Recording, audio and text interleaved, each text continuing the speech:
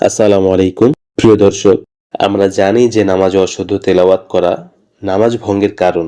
তাই আপনাকে বলছি, আপনি কি কোরআন শিখতে আগ্রহী, বা আপনি কোরআন পড়তে পারতেন কিন্তু এখন চর্চা না থাকায় ভুলে গেছেন? আপনার জন্য আমরা নিয়ে এসেছি সহজ সরল বাংলা উচ্চারণে কারিয়ানা কালার কোডেড সহজ কোরআন।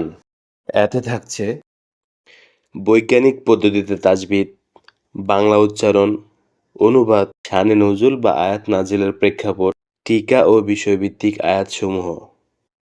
উদাহরণস্বরূপ নিম্নে কিছু নমুনা দেওয়া হলো।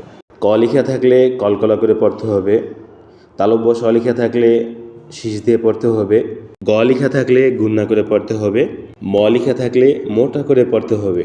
গোল বৃত্তের মাঝে এক লিখা থাকলে এক আলিফ টেনে পড়তে হবে, গোল বৃত্তের মাঝে দুই লেখা থাকলে দুই আলিফ টেনে পড়তে হবে, গোল বৃত্তের মাঝে সাকিন লেখা থাকলে অক্ফ অবস্থায় সাকিন ধরতে হবে। তিনের মধ্যে উল্টো এক লেখা থাকলে অক্ফ অবস্থায় তিন আলিফ টেনে পড়তে হবে, অন্যথায় এক আলিফ টেনে পড়তে হবে।